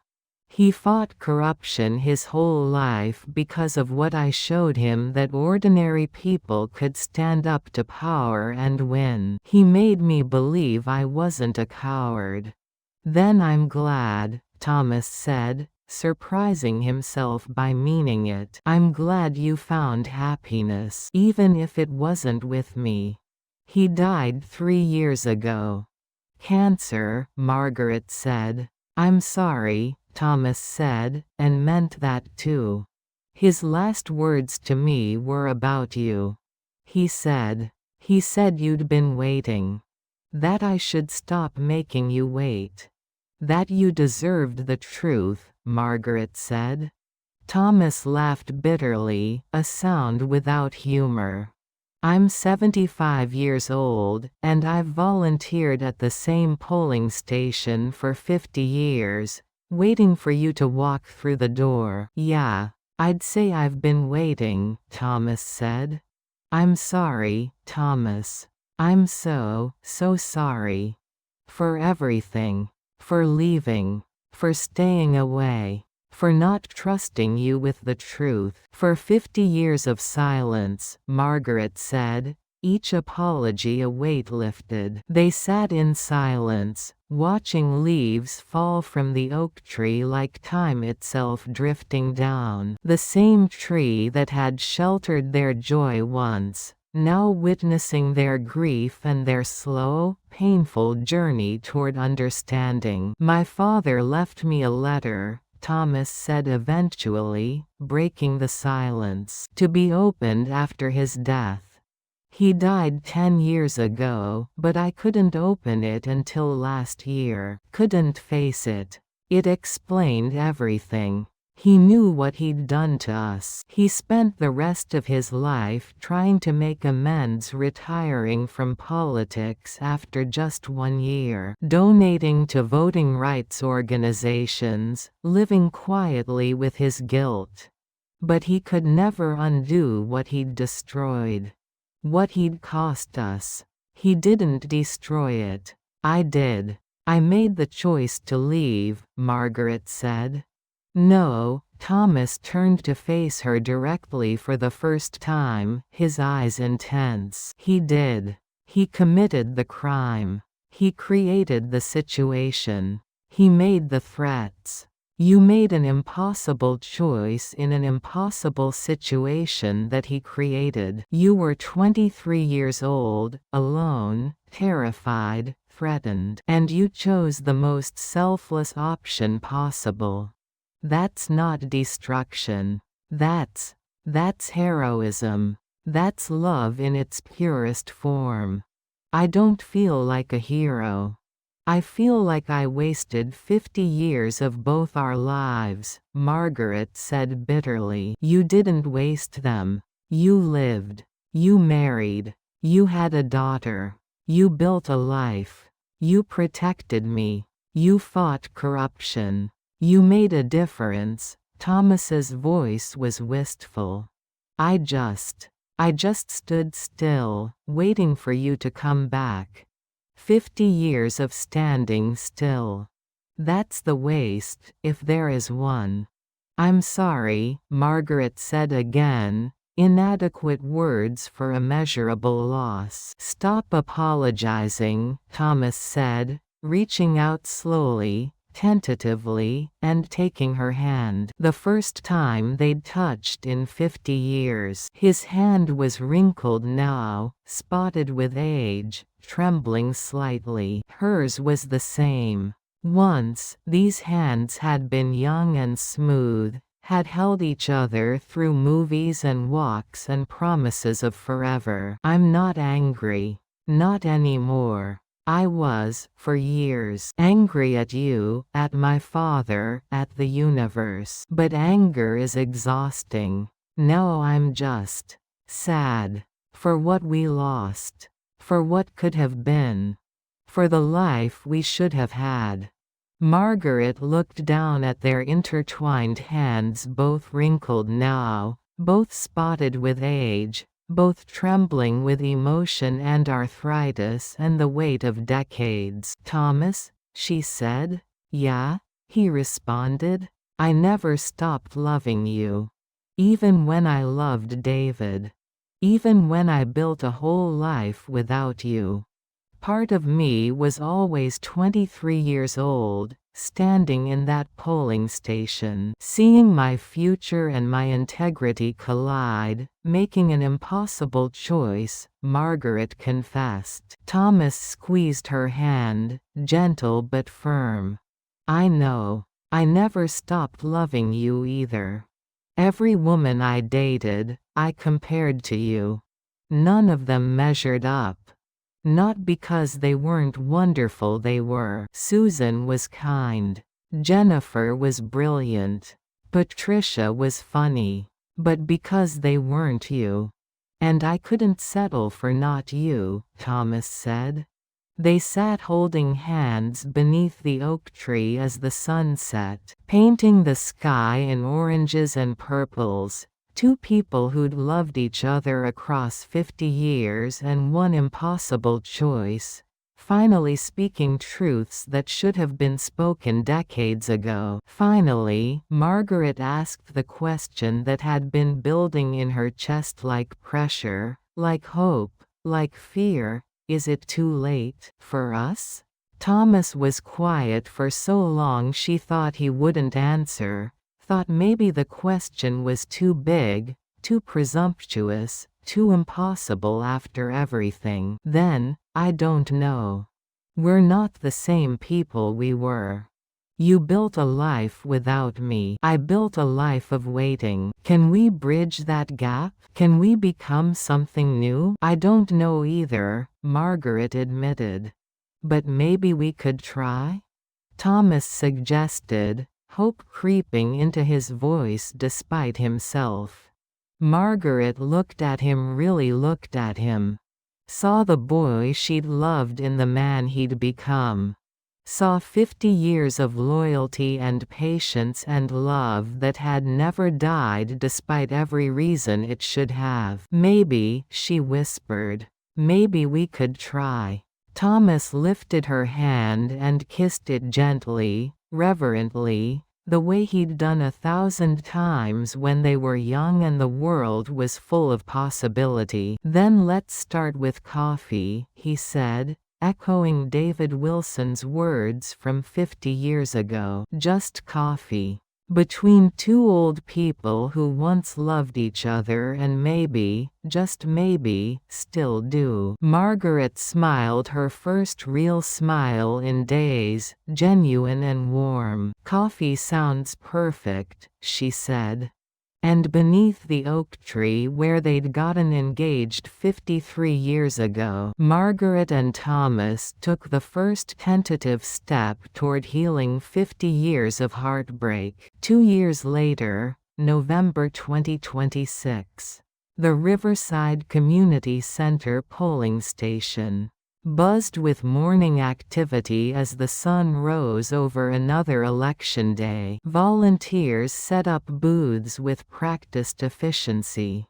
Tested machines to ensure democracy would function smoothly. Arranged chairs for elderly voters. Another election day, another chance for democracy to work, another opportunity for citizens to make their voices heard. At 6:45 a.m., Thomas Bradley arrived wearing his volunteer badge. The 53rd year he'd done this ritual.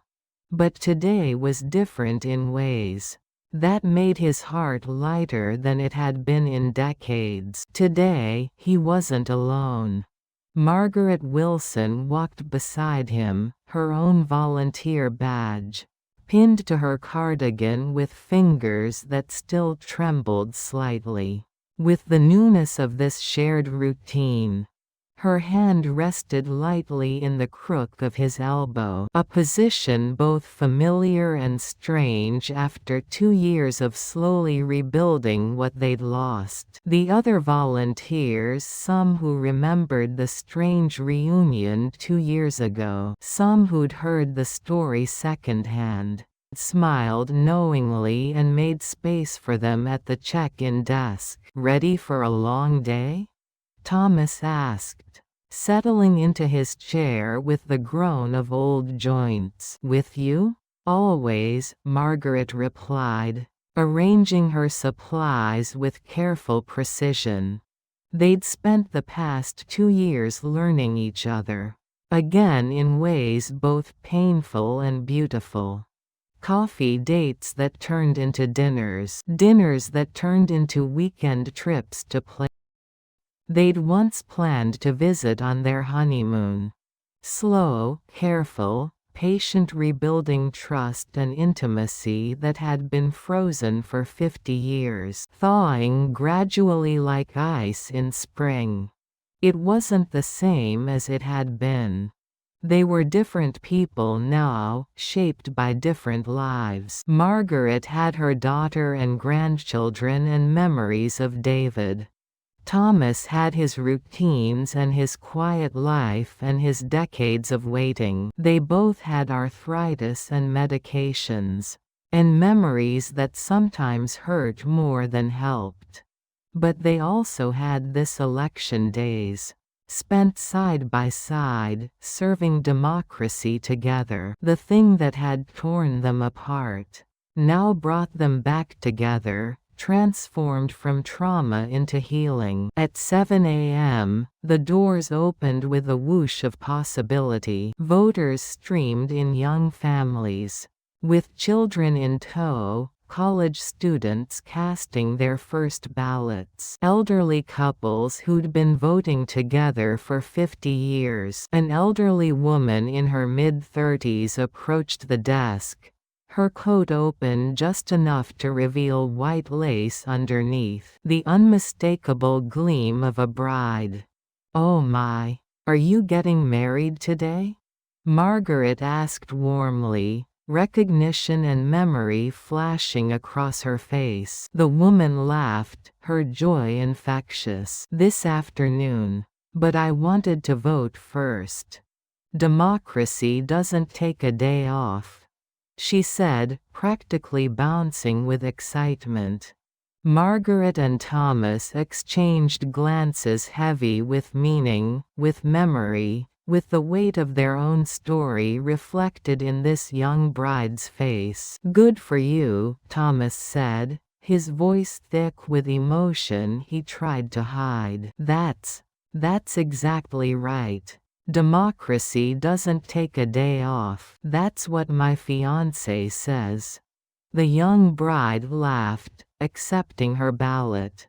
"He's a political science professor, very serious about civic duty." She moved toward a voting booth, humming with happiness. Margaret reached over and took Thomas's hand under the desk, their fingers intertwining with the ease of practice. "We made it," Margaret whispered, the words carrying 50 years of weight. "We did," Thomas confirmed, squeezing gently. "Was it worth it? The wait? The pain? All of it?" Margaret asked, needing to hear his answer.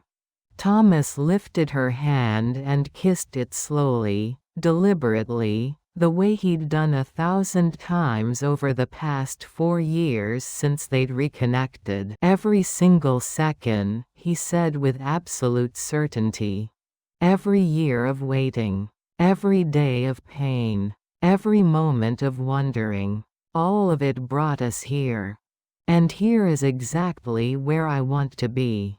The polling station closed at 8 p.m. with the finality of another civic duty fulfilled. They helped clean up, folding chairs with practiced efficiency, locking ballot boxes with reverent care. The last volunteers left, waving goodbye, calling out reminders about the next planning meeting. Thomas and Margaret stood alone in the empty station, the silence comfortable after a day of constant activity. 52 years, Thomas said, looking around at the space that held so much of their history. Since the day you were supposed to walk down the aisle to me. 52 years since I ran away in a wedding dress to save you, Margaret added. Want to make it 53?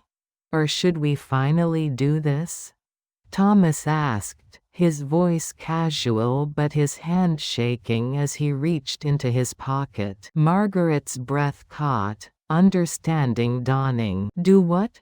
She asked, though she knew, had been hoping, had been waiting for this moment since their reunion. Thomas reached into his pocket and pulled out a small box worn soft with age and hope. Inside the engagement ring he'd bought 52 years ago with his savings from his first real job. The one she'd never worn, left behind on her bed with a note that had broken his heart. I've kept it all this time, Thomas said, his voice wavering. Couldn't throw it away. Couldn't give it to anyone else. Tried once, with Susan. Opened the box. Couldn't do it. It's always been yours. Only yours. He lowered himself slowly, carefully, his knees protesting with sharp pain, onto one knee in the middle of the polling station, where they'd first reunited 2 years ago. Margaret Ann Wilson, formerly Collins, once my fiancée, always my love, the woman I've waited 52 years to ask again, will you marry me? For real this time? Please? Thomas asked, his voice breaking on the last word. Margaret's hands flew to her mouth, tears streaming down her face in rivers of joy and grief mixed together. We're too old for this, she sobbed, laughing and crying simultaneously. We're exactly the right age for this. We've waited long enough, Thomas countered. We've wasted so much time, Margaret said, her eternal regret surfacing. Then let's not waste another minute. Another second. We're 77 years old. We don't have 50 years ahead of us. Maybe we have 10. Maybe 5. Maybe 20 if we're lucky. But however long we have, I want to spend it married to you, Thomas said. What will people think? Margaret asked, a lifetime of caring about perception hard to shake. I don't care. Do you? Thomas challenged. Margaret looked at this man who'd waited 52 years without guarantee, without promise, without any logical reason to hope, who'd volunteered at the same polling station every election day just in case she came back, who'd loved her through absence and silence and her marriage to another man and 52 years of nothing. She thought of David, her kind, patient David who'd told her to find Thomas, who'd loved her enough to set her free, to encourage her to reclaim the love she'd sacrificed, who'd known that true love meant wanting the beloved to be whole, even if that wholeness included someone else. Yes, Margaret whispered, then louder, stronger, yes, I'll marry you. Yes. 1,000 times yes. Thomas's face split into a smile so wide, so joyful, it erased 50 years of sadness in an instant, transforming him back into the hopeful young man he'd once been. He stood slowly, with Margaret helping him up, both of them laughing at the awkwardness of elderly romance, and slid the ring onto her finger with shaking hands. It fit perfectly, as if 52 years had never passed, as if time itself had been waiting for this moment. They kissed in the empty polling station, two 77-year-olds who'd finally found their way back to each other through democracy and determination and love that refused to die. When they pulled apart, Margaret was laughing and crying simultaneously, a sound of pure relief. "We can't tell people we got engaged in a polling station. That's insane," Margaret said, trying to catch her breath. "Why not? It's where we lost each other." "Makes sense, it's where we found each other again." "Perfect symmetry," Thomas argued. "Sarah's going to cry," Margaret predicted. "Happy tears, I hope," Thomas said. "The happiest," Margaret confirmed. Thomas held her close, his chin resting on her silver hair, breathing in the scent of her shampoo, different than 50 years ago but still distinctly her. "We'll do it right this time. Big wedding if you want. Or small. City hall. Church. Garden. Whatever you want. As long as you actually show up," Thomas said, teasing gently. Margaret pulled back to look at him seriously, her hands framing his face. "Thomas," she said. "Yes," he responded.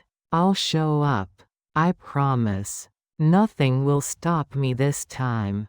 Not your father, not threats, not fear, not anything. Wild horses couldn't keep me away," Margaret said with fierce conviction. "I believe you," Thomas said simply. "And Thomas?"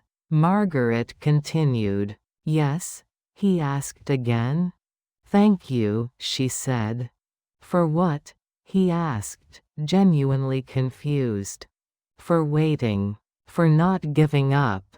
For loving me even when I didn't deserve it. For 52 years of hope that had no logical reason to exist," Margaret said. "You always deserved it. You just couldn't see it.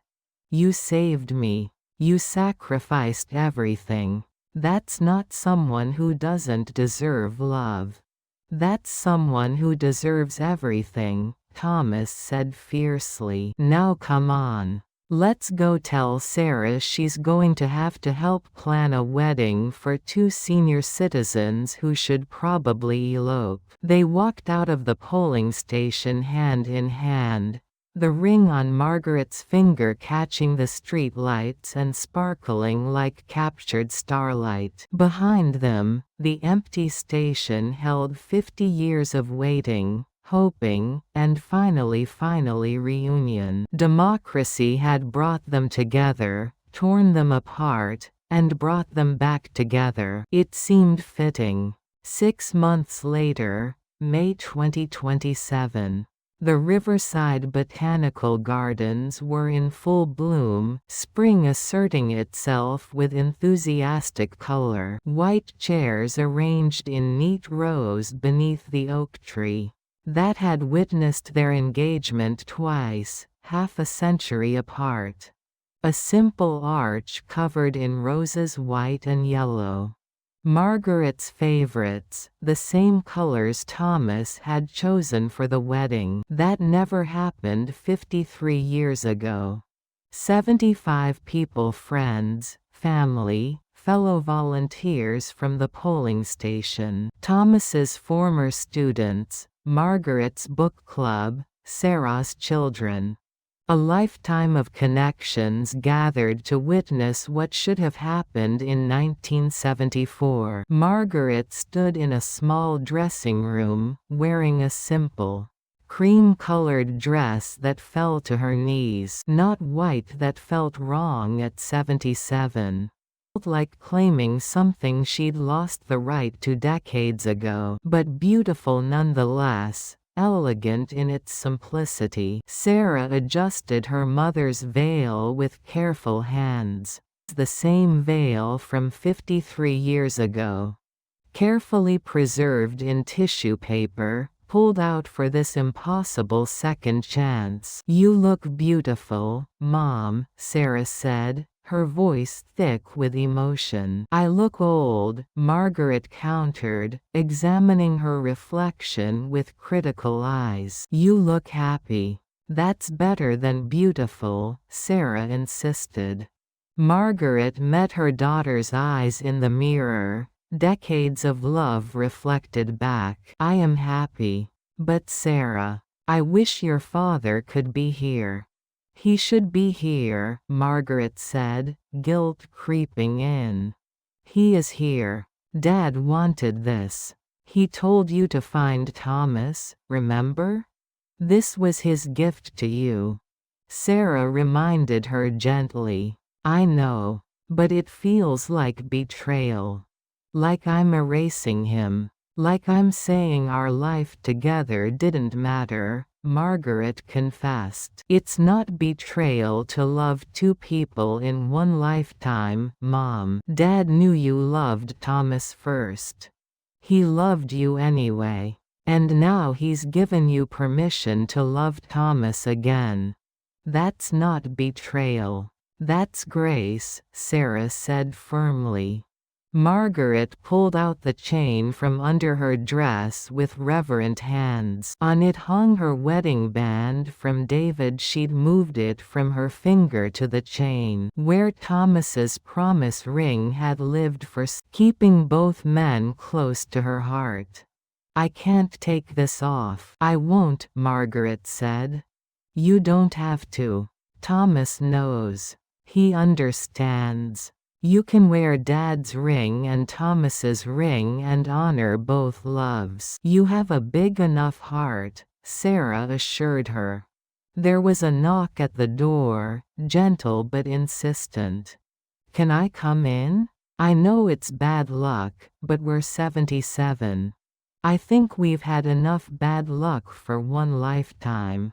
Thomas's voice called through the door. Sarah smiled and slipped out, squeezing her mother's hand as she passed. "I'll leave you two alone," Sarah said. Thomas entered, handsome in a simple gray suit. His eyes widening when he saw Margaret standing there in cream and lace and the veil she'd worn the last time she'd tried to marry him. "You're wearing the veil," Thomas breathed. "I kept it. All these years. Couldn't throw it away. Couldn't look at it. But couldn't destroy it," Margaret explained. "I'm glad. You look like you did 53 years ago." "Just more beautiful," Thomas said, crossing the room. He took her hands in his, thumbs rubbing gentle circles on her palms. "Margaret, I need to say something before we do this," Thomas began. Her heart clenched with sudden fear. "Are you having second thoughts?" Margaret asked, terrified. "God, no. The opposite. The complete opposite," Thomas assured her quickly. He reached into his pocket and pulled out a folded letter, worn soft from repeated reading. "This is from David. He sent it to me 3 years ago, right before he died. I didn't open it until yesterday. I thought you should hear it. Should know what he wrote." "David sent you a letter?" Margaret asked, shock stopping her breath. "Read it, please," Thomas said, handing it to her. With shaking hands, Margaret unfolded the page, recognizing her late husband's handwriting immediately. "Dear Thomas, you don't know me, but I know you. I'm Margaret's husband. Was her husband, I suppose, by the time you read this. Past tense. Gone. I'm dying. Cancer. Pancreatic. The doctors give me weeks, maybe days. And before I go, I need to tell you something. Margaret loves you. She's loved you for 53 years, even while loving me. I've always known. She wears your promise ring on a chain around her neck. She keeps your engagement announcement in her bedside drawer. She cries on your birthday every year when she thinks I'm asleep. You might think that hurt me. That I resented you, this ghost of her past who claimed part of her heart. It didn't. It made me love her more. Because Margaret chose you first. She gave up her own happiness to save yours. That kind of selfless love is rare, precious, worth honoring. And I've been honored, privileged, blessed to be loved by a woman capable of such sacrifice. But here's the thing, she also chose me. Not as a second choice or a replacement or a consolation prize. She chose me because I saw her courage and loved it. We built a beautiful life together. A daughter.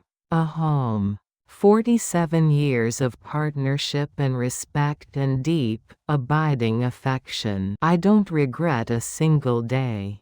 Not one moment. But I also know that when I'm gone, part of Margaret will still be that 23-year-old girl in a wedding dress who ran from a wedding to save the man she loved.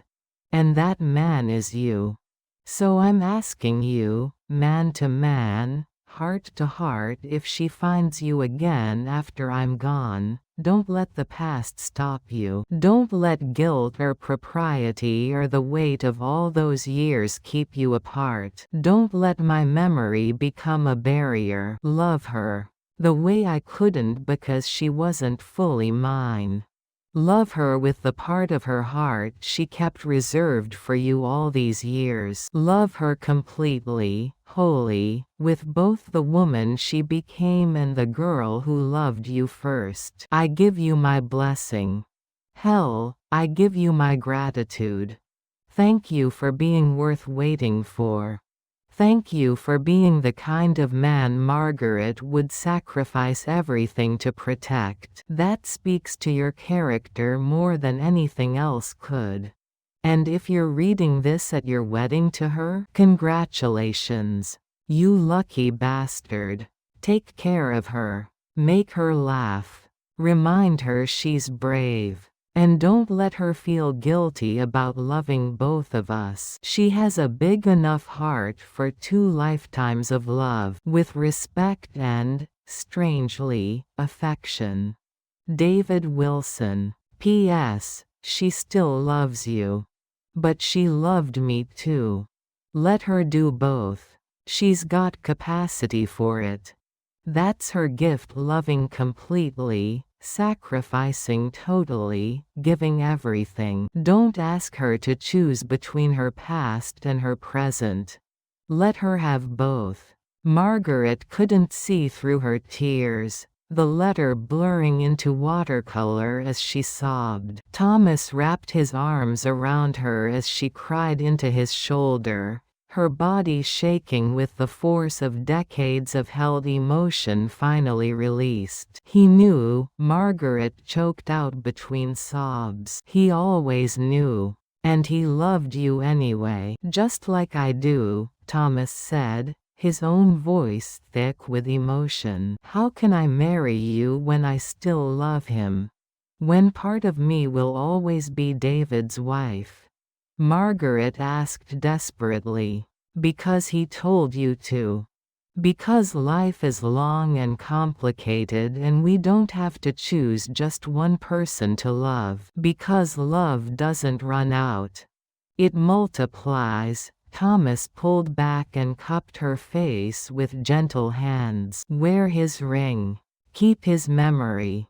Tell me stories about him. I don't need you to forget David to love me. He was part of your life. He shaped you. He gave you Sarah. I honor that. Are you sure? Really sure? Margaret asked, searching his face. "Margaret, I waited 52 years. I think I can share you with the memory of a good man who loved you first and loved you well," Thomas said firmly. "I loved you first," Margaret corrected. "Then I can share you with the memory of a good man who loved you better than I could have at 25. Who loved your courage when I only loved your smile. Who saw your sacrifice and honored it," Thomas said.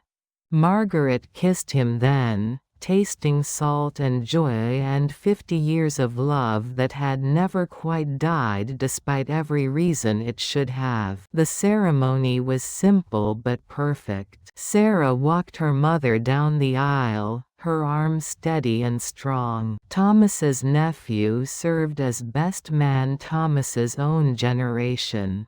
Mostly gone now, lost to time and age, but the next generation eager to witness this miracle, this impossible second chance. The officiant, a woman who'd heard their story and cried openly, began with words carefully chosen. "We're gathered today to celebrate something rare and precious, a love that survived 50 years of separation." Margaret and Thomas were engaged in 1974.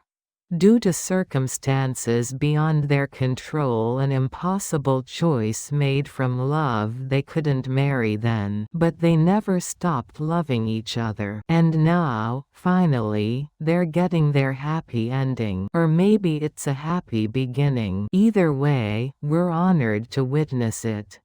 Thomas and Margaret exchanged vows they'd written themselves. Words crafted over months of careful thought. Thomas spoke first, his voice strong despite his age, despite the emotion threatening to overwhelm him. "Margaret, 52 years ago, I waited for you at an altar and you didn't come. I spent the next 50 years waiting at a polling station, hoping you'd walk through the door. You finally did. And now I make you this promise: I'll never stop waiting for you. I'll wait for you every morning at breakfast. I'll wait for you outside dressing rooms when you try on clothes. I'll wait for you at the end of every day to hear about your adventures. Because waiting for you is how I learned what love really means: patience, hope, and faith that some things, some people are worth waiting a lifetime for." Margaret's turn, her voice wavering but clear, carrying across the garden. "Thomas, I ran from you to save you. I thought that was love, sacrifice and distance and noble suffering from afar. But I was wrong. Love isn't running. Love is staying. Love is showing up, day after day, even when it's hard. Especially when it's hard. I ran once because I thought it would protect you. I'll never run again. I'm staying, Thomas. For whatever time we have left, 10 years, 20 years, 1 year, 50 years if we're impossibly lucky, I'm staying. No more running. No more hiding. Just staying, loving, being present."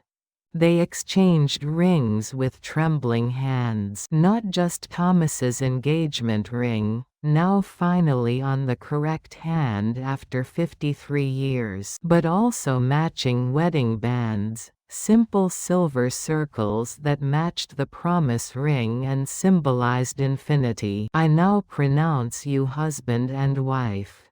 Thomas, you may finally, after 52 years of waiting, kiss your bride," the officiant said, her own voice breaking with emotion. They kissed as the small crowd erupted in applause, tears flowing freely from nearly every eye present. At the reception held in the garden pavilion, Margaret danced with Thomas to their song from 1974. "The Way We Were," Barbra Streisand's voice crooning about memories and love that endures. Halfway through the song, Sarah approached them on the dance floor, holding a small box with careful reverence. "Mom, I found something of Dad's. He left instructions with his lawyer to give it to you on your wedding day. The lawyer wasn't sure you'd actually remarry, but Dad hoped you would. He prepared for it," Sarah said. Margaret took the box with trembling hands, Thomas's arm steady around her waist. Inside a photo of her, David, and baby Sarah, all three smiling at the camera, frozen in a moment of pure happiness. And a note in David's familiar handwriting. "Sweetheart, if you're reading this, it means you married Thomas. Good. I'm happy for you. Truly. I want you to have this photo. Display it at your wedding. Show it to your grandchildren. Remember that this life happened too. That Sarah exists. That I loved you. That we were happy. That our life together mattered. But also know I'm happy you found your way back to your first love. Every great love story deserves an ending. Or maybe this is the ending of our story and the beginning of yours and Thomas's. Either way, it's good. Dance with him. Laugh with him. Grow old with him. Well, older. You've already grown pretty old, if we're being honest. Maybe grow ancient together? And when you think of me, smile. Because I'm smiling too, wherever I am. Probably annoying heaven's legal department with frivolous motions. You loved two men in one lifetime. That's not a tragedy. That's a gift. Don't waste it feeling guilty. All my love, always and anyway. David. P.S. Tell Thomas I said to treat you right or I'll haunt. I'm mostly joking.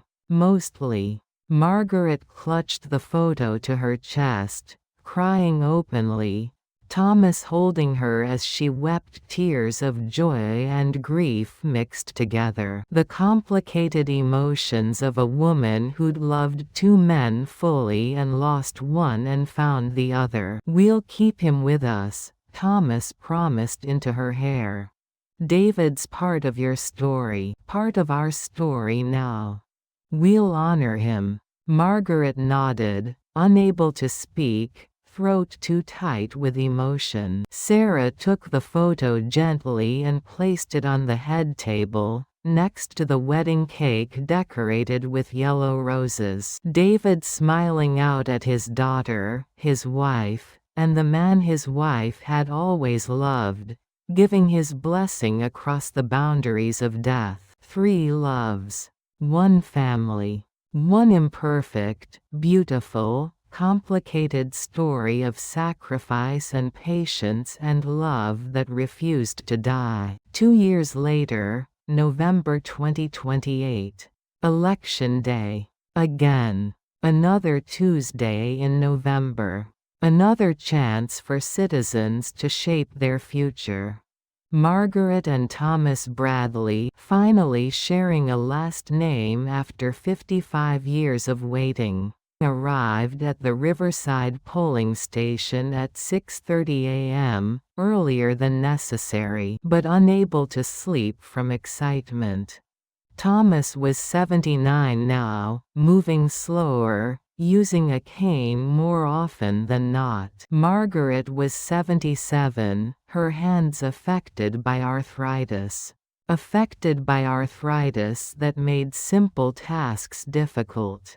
They both had reading glasses on chains around their necks. Medications in weekly pill organizers, doctor appointments that cluttered their shared calendar. But they were here. Together. Healthy enough. Happy. 54 years, Thomas said.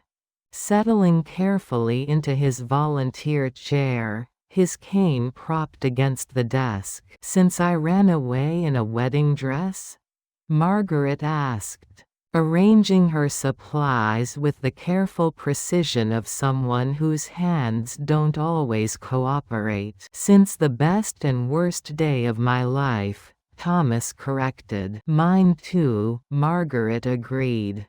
"The day I learned what I was capable of, both the best and the worst." They greeted voters all day with genuine warmth. Young families with children learning civic duty. College students casting their first ballots with nervous excitement. Elderly couples who'd been voting together for 50 years. Mirrors of what Margaret and Thomas might have been. Around noon, a young woman approached the desk. Her coat open just enough to reveal white lace underneath, familiar and heart-stopping. "Getting married today?" Margaret asked warmly, memory washing over her like a wave. "This afternoon." The bride practically glowed with joy. "But I wanted to vote first. My fiancé says democracy doesn't take a day off." Margaret and Thomas exchanged glances heavy with 54 years of memory, of trauma transformed into healing. "Good for you," Thomas said, his voice thick with emotion he didn't try to hide. "That's exactly right. Democracy doesn't take a day off, not even for love. Especially not for love."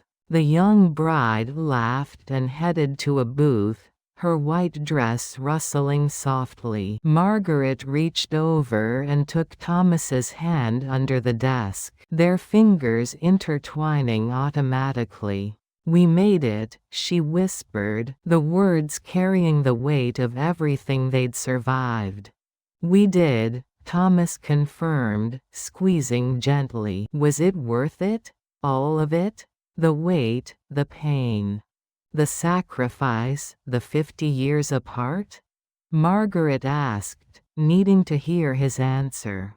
Even though he'd given it 100 times. Thomas lifted her hand and kissed it slowly, deliberately, the way he'd done thousands of times over the past 6 years. Since they'd reconnected, the gesture more precious for its repetition. "Every single second," he said with absolute certainty.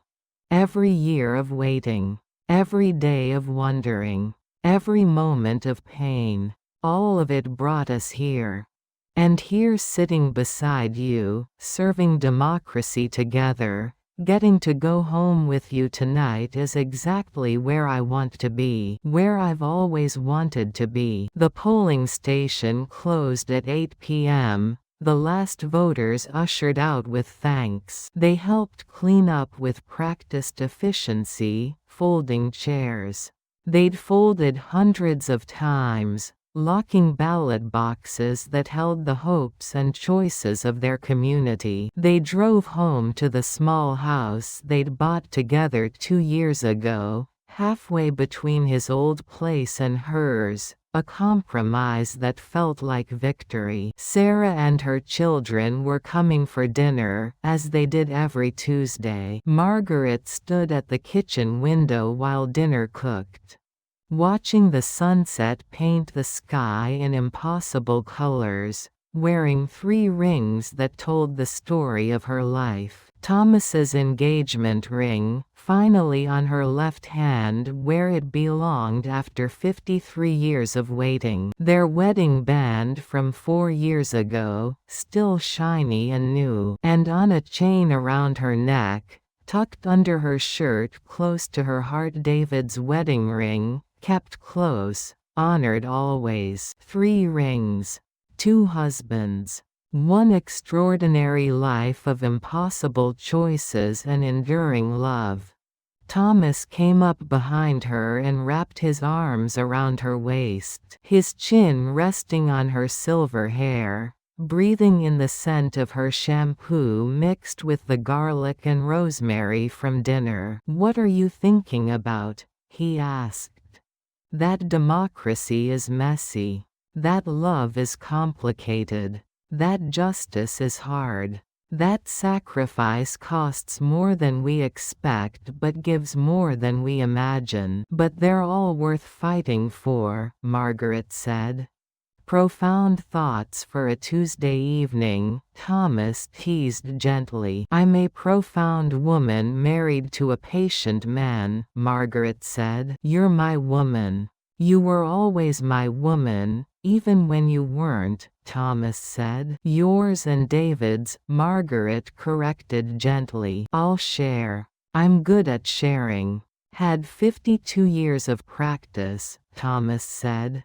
They stood together as darkness fell and the first stars appeared, two people who'd learned that love doesn't always follow a straight path, that sometimes you have to lose something to understand its value, that waiting can be its own form of devotion, that sacrifice is sometimes the highest form of love, and that democracy like love endures. Margaret and Thomas lived 6 more years together before Thomas passed peacefully in his sleep at 85. Margaret followed 2 years later, at 79. They're buried side by side in Riverside Cemetery, beneath the oak tree where they got engaged twice. On Margaret's headstone, 3 names are engraved: Margaret Collins Bradley Wilson Bradley, wife to 2 men, mother to 1 daughter,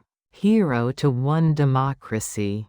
Every election day, Sarah volunteers at the Riverside Community Center polling station, carrying on the tradition her mother and Thomas built. And sometimes, when a young bride walks in wearing her wedding dress to vote, Sarah smiles and says, "Democracy doesn't take a day off, not even for love." This has been The Secret in the Ballot Box, a story about the impossible choices we make for love, the patience that defines true devotion, and the democracy that asks everything of us and gives everything back. If this story touched your heart, please like this video, subscribe to our channel, and share it with someone who believes in love that endures. Leave a comment telling us what would you sacrifice for the person you love. Thank you for listening.